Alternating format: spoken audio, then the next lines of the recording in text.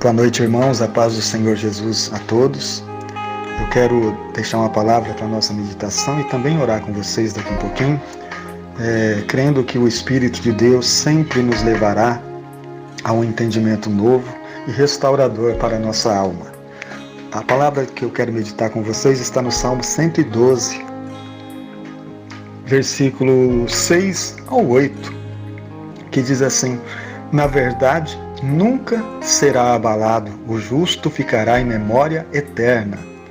Não temerá maus rumores. O seu coração está firme, confiando no Senhor. O seu coração bem firmado não temerá, até que ele veja cumprido o seu desejo sobre os seus inimigos. Esta é a palavra, esses 3 versículos. É claro que nós podemos falar sobre todo o Salmo, mas é tão interessante esse momento desta palavra, falando sobre o justo, sobre aquele que teme ao Senhor. Quando a nossa confiança está na única fonte confiável que é Deus, um milagre acontece diariamente em nosso emocional, gerando um equilíbrio que nos manterá de pé, corpo, alma e espíritos alinhados em Deus. E quando esse alinhamento está perfeito pela palavra, o nosso emocional está forte, está equilibrado. E não são palavras, notícias, que vai nos tirar do foco daquilo que cremos. Porque a nossa natureza espiritual está viva, está coerente com aquilo que a palavra diz. Então, no Salmo 112, já começa com louvor e adoração a Deus. O versículo 1 diz: louvai ao Senhor, bem-aventurado o homem que teme ao Senhor e que em seus mandamentos tem grande prazer. Uma das características do mal é tirar esse momento de nós. Quando nós estamos com medo e vivendo em aflição, a gente não medita na palavra, a gente não ora direito, a gente não adora a Deus. E isto começa a minar as nossas forças, começa a tirar de nós aquele relacionamento que nos encorajava em Deus. E quando a gente percebe as nossas forças estão sendo levadas, e o nosso ânimo está sendo cada dia diminuído na presença de Deus. E então o mal começa a sufocar, começa a nos amedrontar. E as más notícias começam a fervilhar em nossos pensamentos. Que a palavra diz que a sua descendência será poderosa na terra. Versículo 2 do Salmo 112.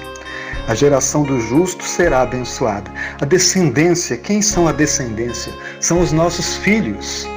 São aqueles que estão nos seguindo. São aqueles que estão vivendo conosco. O que é que eles veem em nós em momentos difíceis? O que é que eles estão assistindo através da nossa fé, da nossa coragem, da nossa ousadia? O que eles estão vendo? Estão vendo pais e mães assustados, temerosos, passando para eles uma mensagem de derrota? Ou nós estamos transmitindo para esta geração que um Deus vivo e poderoso governa toda a terra e céus? Esta tem que ser a nossa mensagem, a mensagem de amor e de fé para esta geração. Caso contrário, eles adoecerão e morrerão e se perderão, porque se a nossa mensagem de fé não atinge o coração dos nossos filhos, como eles poderão ter realmente atitudes diferenciadas da nossa? Então o versículo aqui 2 que diz que a geração do justo será abençoada. O versículo 3 diz que fazenda e riqueza haverá na sua casa, e a sua justiça permanece para sempre.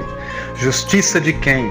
A justiça que nós confiamos, a justiça de Deus em Cristo. A justiça que Cristo realizou por nós naquela cruz.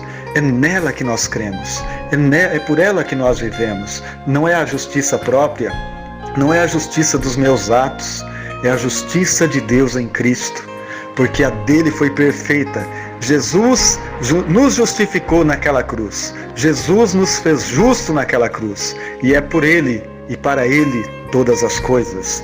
Então a palavra de Deus continua nos dizendo: ao justo nasce luz nas trevas. Ele é piedoso, misericordioso e justo. Nascer luz nas trevas. Ser luz no meio do caos é o que Deus sabe fazer. É o que Deus sabe produzir. E os filhos de Deus têm esta característica de iluminar a escuridão, de iluminar os lugares em trevas. Irmãos, neste momento em que nós estamos vivendo, a situação em que nós estamos atravessando, é momento de brilhar, é momento de ser luz. Vamos ter uma palavra de fé a todos aqueles que nos rodeiam, a nossa casa, a nossa família.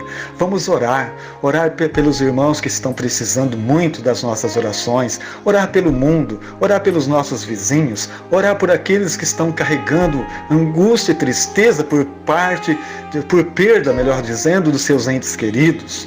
Vamos orar por aqueles que precisam de algo que só Jesus pode trazer a eles. A palavra de Deus diz: bem-aventurado o homem que se compadece e empresta, disporá suas coisas em juízo. Na verdade, nunca será abalado. O justo ficará em memória eterna. Isto é o que nós devemos compreender e viver esta realidade tão íntima do amor de Deus em nosso coração, de estar repartindo a fé, repartindo o amor, repartindo a misericórdia com o mundo que não consegue enxergar que existe algo além daquilo que eles estão ouvindo no rádio, aquilo que eles estão ouvindo nos noticiários da TV. Estão vivendo realmente um pesadelo, um desespero, o emocional abalado.